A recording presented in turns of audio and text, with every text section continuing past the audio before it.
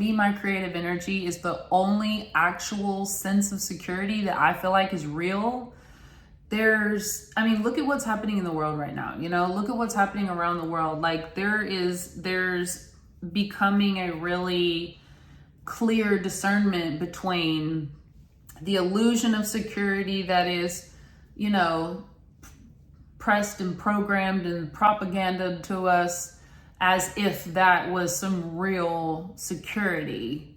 And then, so it leaves you thinking, okay, so if my security is not the infrastructure, if my security is not the framework of the government, if my security is not the car that I drive or the house that I live in, or even the family that I have, if my security is not even the amount of money I have in my bank account, if all these things can essentially be taken away, set on fire, bombed by somebody, just decided to be stripped from me against my will, what do we have left, right? What do we have left?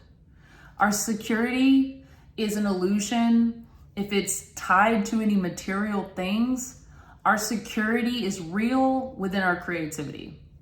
Our sense of security comes from having a deep connection with our creative energy. Our sense of security underneath our entire just life, our entire existence, our entire day-to-day lives, that real true sense of security that you carry around with you is only as strong as your relationship to your creative energy. That sense of security that you carry, that you embody within yourself, is only as strong as your connection to your divine creativity. And why is this? Because our creativity is our lifeline. Our creativity is so much more than we were programmed to think about it in school. So I just want to thank you so much for taking the time to come to this creative wellness class, because I really want to equip everyone that's feeling so called and feeling so pulled and feeling so smothered by not pursuing their creative vision. I want you to be able to have those tools. I do not want you to give up on your creative vision.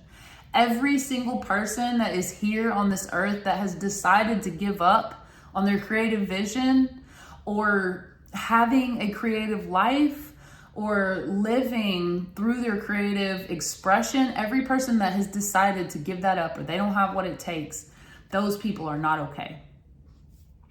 If you are a true creative and you are having to sacrifice your life energy by not spending it on your creative talents and not using your creative gifts to create value for other people in the world, to be able to generate revenue and reward for yourself in doing that, then I promise you, you are not all the way okay. And the world needs us all to be okay right now. The world needs us all to be collectively well.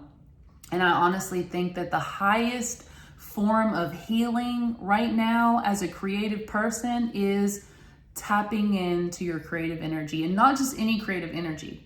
Highest value, high quality creative energy. And so there are levels to our creative energy. You can definitely access your creativity within survival mode, but you're going to have some limitations around maybe the value or the quality of creativity that you're going to be able to put out, because there are forces that are somewhat limiting your creative expression, right?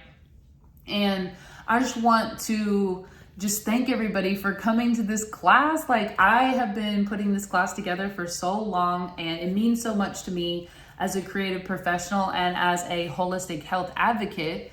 My journey started with my creativity as early as I can remember. I was absolutely the person with the kid with the imaginary friends. I just lived in my dress up clothes.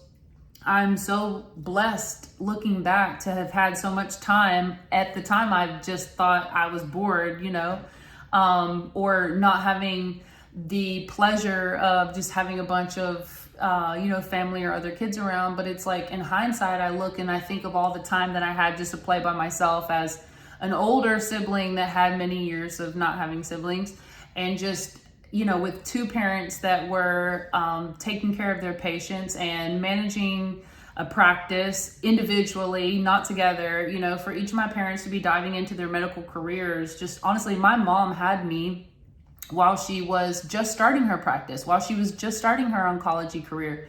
And, I don't take that lightly.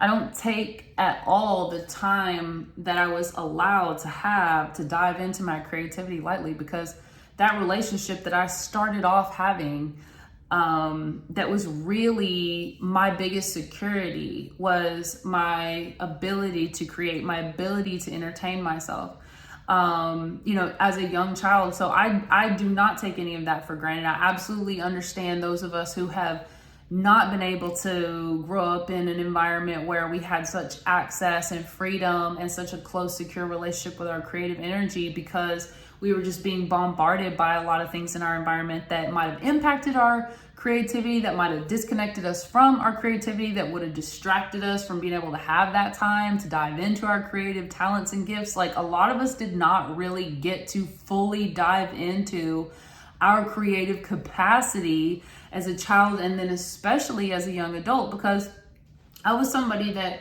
just because of the relationship that I had with my creativity as a young child, the older I got, the more I was in school, the more I realized I couldn't wait to go to art school. I couldn't wait to take all these creative talents and figure out a way to, create a life vision around that, that would also bring me the revenue and the reward. Because, like many of us, I lived in a time where my formula for success was to, go to college, get a degree, and then go out into the workforce, and then, pick something that you thought you liked enough, And for a lot of us, I just remember being so jealous of people that just knew the degree that they were going to get, and that just felt so deeply connected to that. I had a really hard time thinking of anything that I wanted to get any type of degree in any university. And so for me, it was so frustrating. It was so frustrating trying to look at the majors and the minors and figure out the formula that just would feel authentic to me. And not only feel authentic to me, but would fulfill me in place of using my creativity.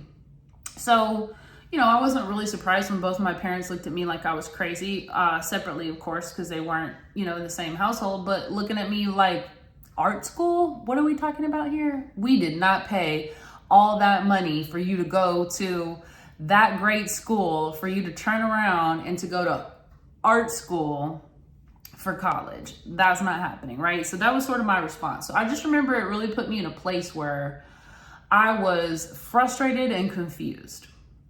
And so I spent many years committing to still just navigating an entrepreneurial path, because I felt like, entrepreneuring is creativity mixed with business. And so I thought, okay, I'll start my own business.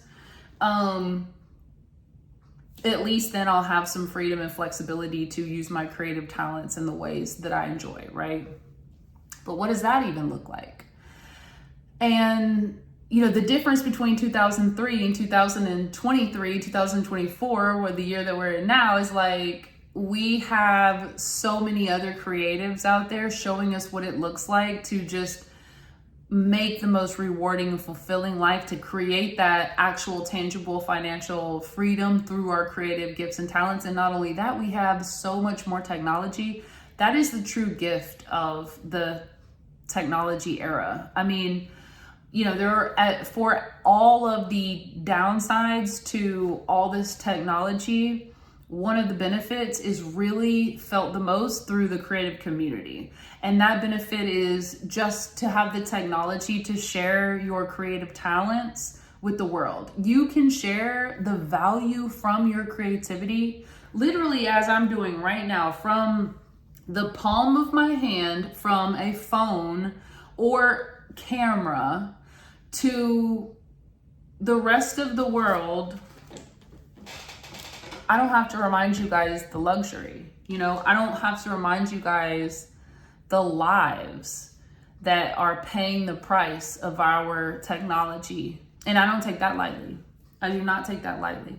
We're really in a beautiful new era of creatives being able to finally have the capacity to reach the world with creative talents and gifts. And I can't be more excited for the time that we're in right now because of that alone.